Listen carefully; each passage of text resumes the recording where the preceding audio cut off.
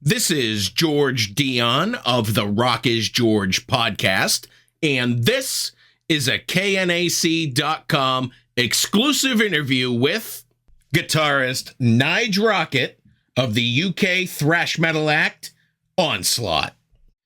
If I knew absolutely nothing about Onslaught, how would you describe the band's music to me? Oh, wow. I guess very aggressive, fast thrash metal with a hint of punk music in it. I guess that would be a fair assumption, I would imagine. Yeah, I'd agree with that assessment. On May 23rd, you guys are going to be releasing a collection of re-recorded material and cover songs called Origins of Aggression through Reigning Phoenix Music. Your last studio album was Generation Antichrist. I'd been reading that Onslaught had been working on another studio album. So what led to kind of taking this detour for the compilation? Well, 2025 is the 40th anniversary of our debut album, Power from Hell. So we kind of felt it was fitting to celebrate that milestone, you know. It's I guess not too many bands have reached those numbers. So we thought it was a cool idea. Rather than, I mean, the initial thoughts were to re-record the whole album again. But we were kind of put off that by a few friends and acquaintances who we spoke to about it, who were very fond of that album. And they said, no, please don't do it. Like, it's very special to us as it is. Don't fuck with it, basically. So I took their advice and thought, yeah, I guess he raised the point to me. He said, how would you feel if the Sex Pistols or Discharge re-recorded their debut albums? Would you be happy about that? Them being my two favorite bands. And I said, nah, fair point. You have that's like a good analogy there, what you've done. So we went back to the drawing board and then came up with the idea of Origins of Aggression, which is basically a storyboard of Onslaught up to its from its conception up until 1989, covering the first three albums and all the bands that influenced us in that period. Sometimes fans can push back on re-recordings. Like you said, if you had re-recorded the whole Power from Hell album, you'd probably get some flack. But there's also an argument to be made that you're a different band today than you were back then, and re-recording some of your older material represents what the band sounds like if you see them today. Yeah, very, very true. I mean, we have a great crossover of age groups with our fans. We just played some shows in Scotland on the weekend, and wow, there was kids there, 15 years old, 16 years old, right up to people who are probably 65. So we have a very broad spectrum. And some of these young kids who are just probably catching on to some of the Onslaught stuff and maybe not even heard the early albums yet. They're kind of used to hearing the band as it sounds now if they see us live. And maybe a little bit more used to the modern kind of production that bands have these days. So I think it's very relevant, and we've had some great feedback from the old school fans as well about the re-records, because they come and see us live as well. They hear the new lineup, or the lineup that we have now, performing those songs, and that's how they sound on record. Yeah. So you released a single from the re-recordings. You released In Search of In Search of Sanity, and that came from the album of the same name, which came out in 1989. This version sounds a lot punchier, a lot more intense, certainly a different feel than its original. Yeah, I mean, I think I've made it common knowledge over the years that In Search of Sanity wasn't my favorite Onslaught album, for various reasons. We'd signed to a major label for that release, and basically what should have been the upshoot of our career kind of destroyed the band in a way. They kind of took over. They didn't really know too much about metal music. They'd only licensed Slayer album, Bring in Blood, and I think they released Faith No More album as well. So they weren't they were a pop label. They weren't too clued up on metal, but they decided that they knew best, and they wanted to do things their way, as they do when they're spending vast amounts of money, you know. Um, and it didn't work. I mean, for me, they diluted the band. They got rid of the singer, brought in somebody who was a great singer, but not a singer that was viable for Onslaught, you know.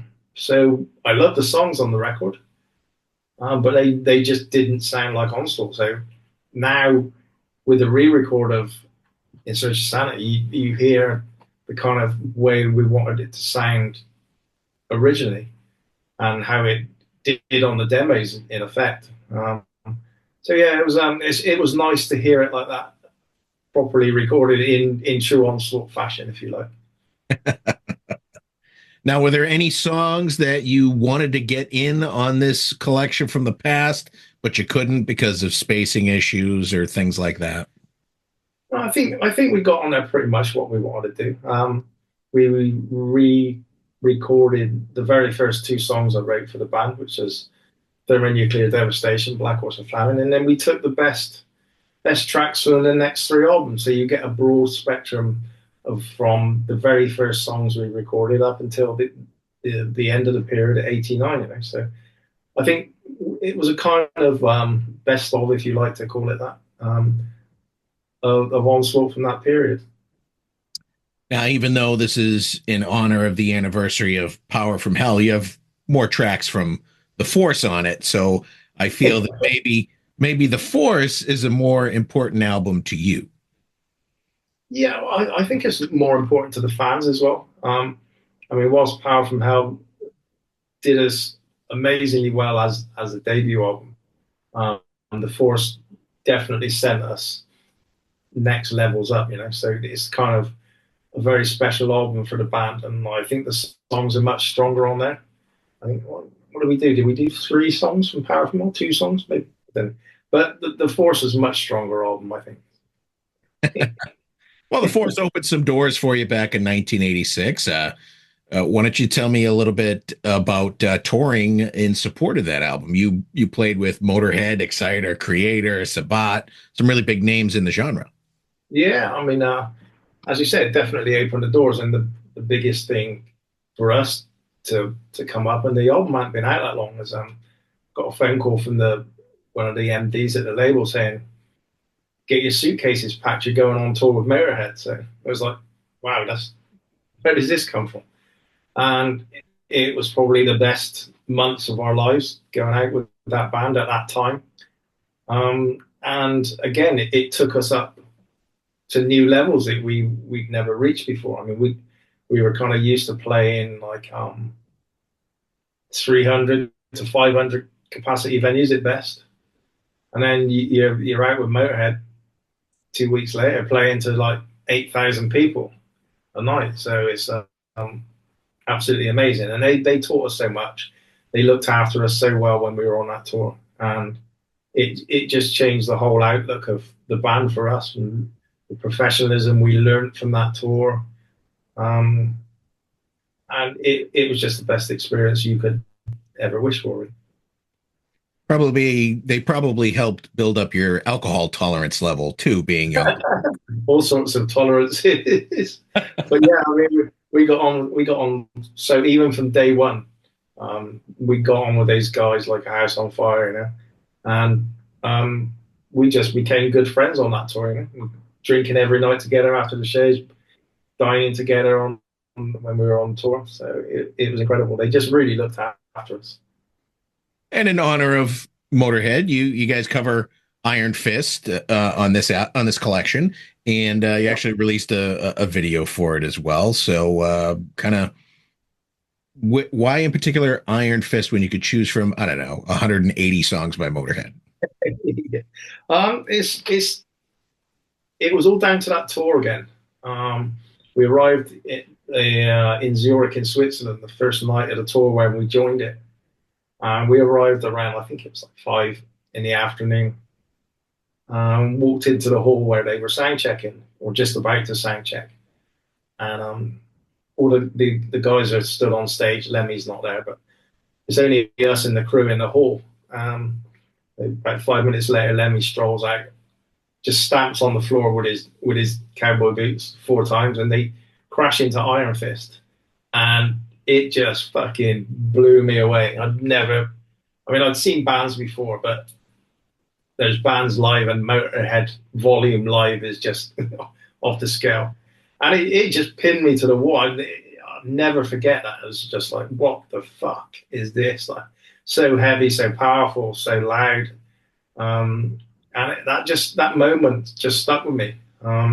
Hence why we recorded Iron Fist.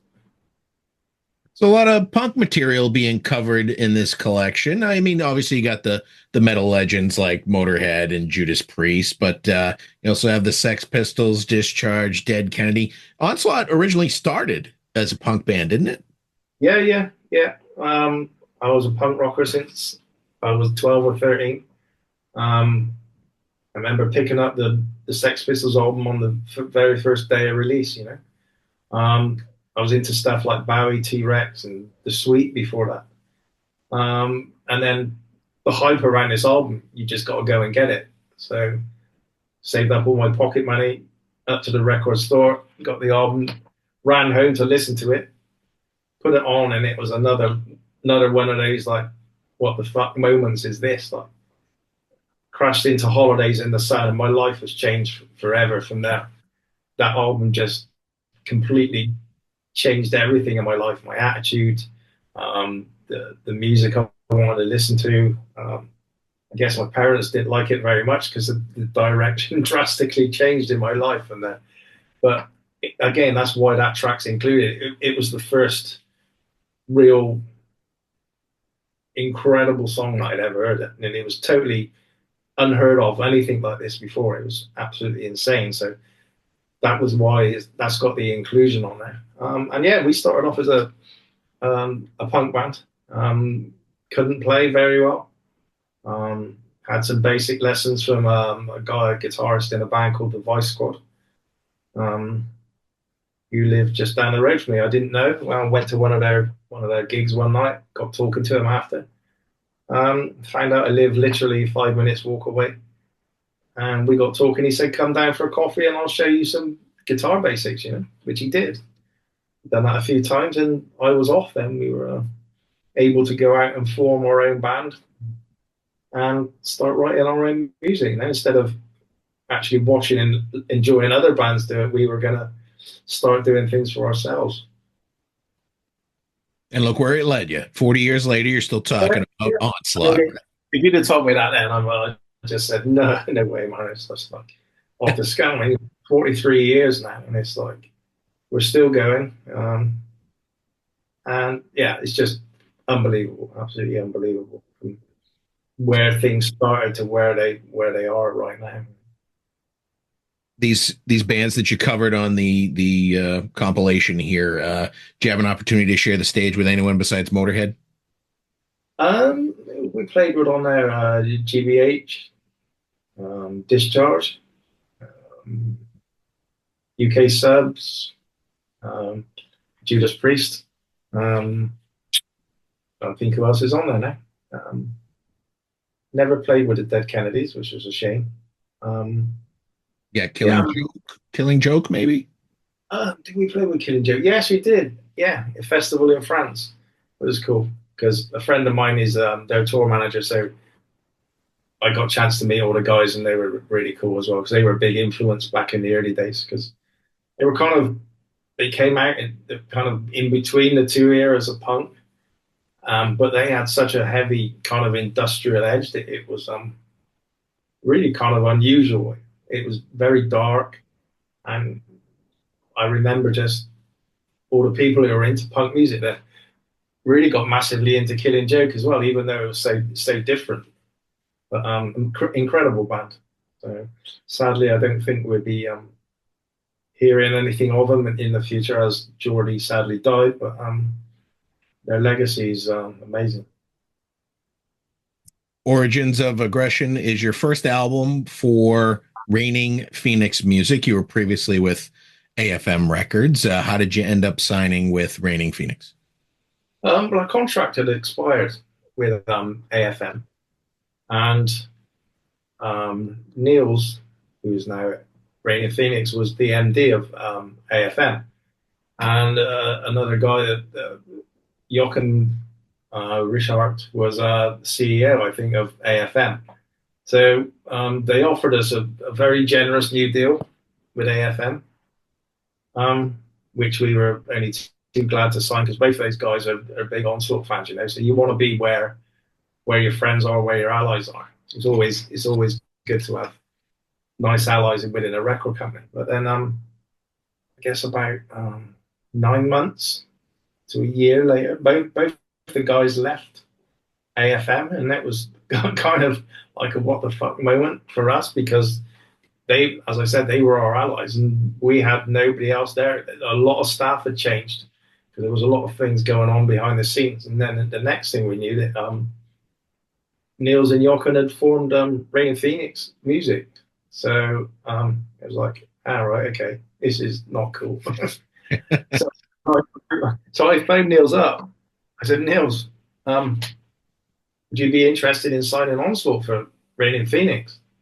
And he was in the office at the time, so he just shouted out to the office. He said, guys, are we interested in signing Onslaught to the label? He held the phone. I was like, yeah. Right, okay, let's do this. But we have a snag. We just signed a new contract with AFM, which was kind of scary because we just got this offer of a new label, but we're currently tied to a new contract.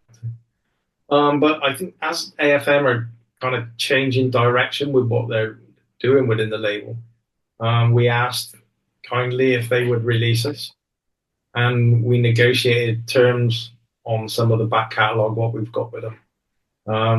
And they were more than willing to let us move on.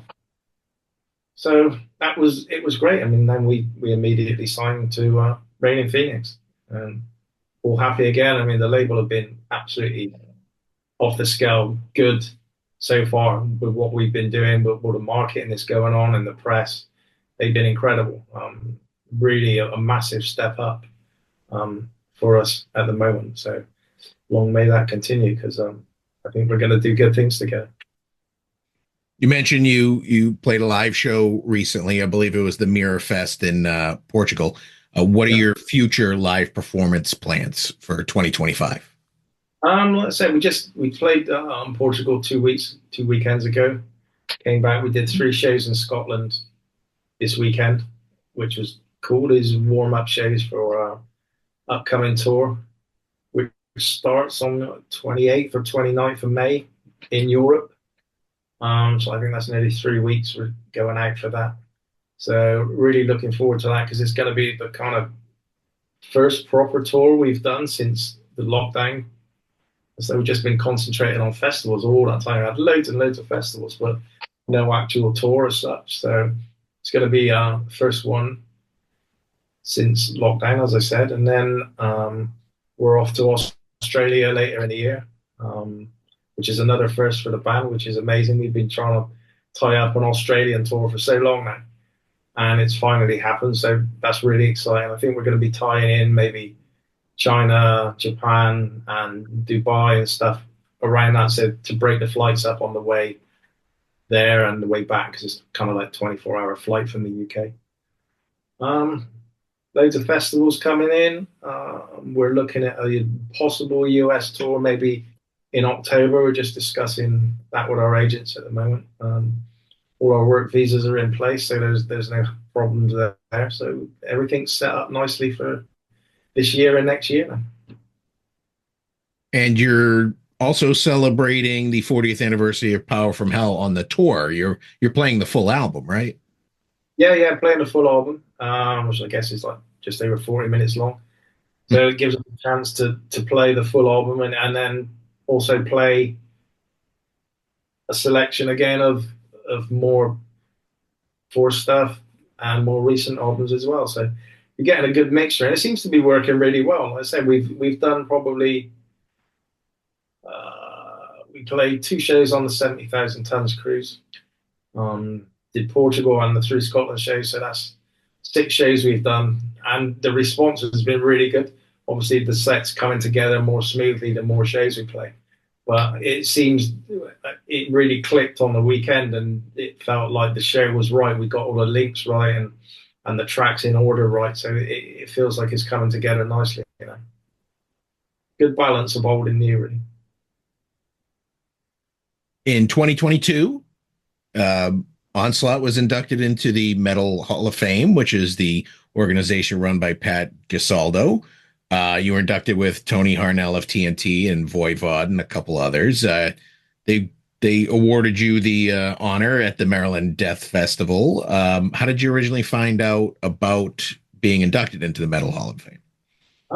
Our manager let us know, and that was that was another wow moment. They just, fortunately, I'm not going to complain, but they keep coming, and it's I got it sat on my desk right there actually. But yeah, I mean that came totally out of the blue, and it's kind of a really special moment because metal bands don't get a great deal of awards, you know. And to be honored in that way and recognized for your services to metal music is incredible. So yeah, very, very special moment for the band and myself personally as well. You know? Absolutely amazing. And it's great that something like this exists where your peers are recognizing your work versus, say, the Rock and Roll Hall of Fame, which is mostly industry people. Yeah, that's it. I mean, that is exactly what I would say myself. So we're never going to get inducted into that, but this gives bands of our ilk a chance to be recognized, and it's amazing. Now, even though Origins of Aggression is coming out next month, when could people expect a new album of new material from Onslaught? That's a $64,000 question. I'm I'm kind of I can't multitask. It has to be one project at a time. So from May 23rd, when Origins is released, I can then begin to concentrate on the next studio album, if that makes sense. I just can't until something's put to bed. I can't start properly on a new project. Having said that, I've got the album titles in place, all the song titles, and bags full of riffs and the vocal ideas. You know, so it's just the case of now is let's start piecing it all together. I know Wayne, our other guitarist, has got a lot of material put together as well. So fingers crossed. I know the label are going to be as soon as that Origins is released. They're going to be guys when you are looking at the next studio album. So I think we may have found our producer for that album as well. So lots of the pieces are in the jigsaw. It's just adding the edges now, I think, to get it all put together. But yeah, it's all work in progress. I was reading an interview with you from another publication recently that you had been dealing with after effects of cancer treatment. My first question is: Are you officially in remission, and is everything kind of getting back to normal? Yeah, I believe so. I had my last hospital appointment not too long ago, 6 weeks ago, and I think they're happy that everything's clear now. So that's a weight off my shoulders. I mean, the biggest issue I had really was the two spine operations. That was more of a concern because I had a compressed nerve in I think my fifth and sixth vertebrae there, and I lost the use of my arms for about a year. So I had surgery for that. They put a metal cage into my neck so that the nerve couldn't be compressed. And they said you could get anything from maybe 5 to 30% usage back in your arms. So I think I've got a lot more than that at the moment, but there's still work to go on that. I lost a lot of muscle mass on my arms and my chest and shoulders and stuff. But I think I'm up to, I reckon, 70%, 75%. I mean, Saturday night in Glasgow in Scotland was my best I felt on the stage, you know. The speed is coming back slowly. I mean, the Power from Hell stuff's not so much of a challenge, but the force tracks are really kind of tough. and some of the newer stuff as well is pretty relentless, you know. So I need to get that stamina and muscle memory back, you know. But I was really happy on Saturday how it went. I was playing some of the faster stuff kind of well, so you know, I think we're getting there slowly. And you got a lot of stuff on the table to kind of motivate you. Yeah, exactly. Yeah, I mean that's the nice thing as well. So yeah, highly motivated at the moment. Was the neck injury due to all the years of banging your head? I mean, it sounds like a silly question. Yeah. That's what the surgeon said. Probably most likely cause. You know, I don't really do anything else that could kind of wear your neck that much. So I guess it's kind of similar to what Tom Araya had. Um, so, but the problem is, I'm on stage and I'm like, my head wants to bang. You know, gotta hold it back. It's like, no, it doesn't feel right not doing it. You know, but it's still pretty stiff my neck, but the pain's gone away now, and I'm not getting the loss of use of my arm, so it's all good in that respect. So, yeah, as you say, lots of motivation to keep working at improving everything. And it's good to hear that you're on the mend. Those are all the questions I have for you today, Nige. The new Onslaught release is Origins of Aggression. It comes out May 23rd through Reigning Phoenix Music. Great collection for new fans and old fans as well. And I want to thank you for taking the time to tell me more about it today. Yeah, it's been my pleasure, George. Great to meet you.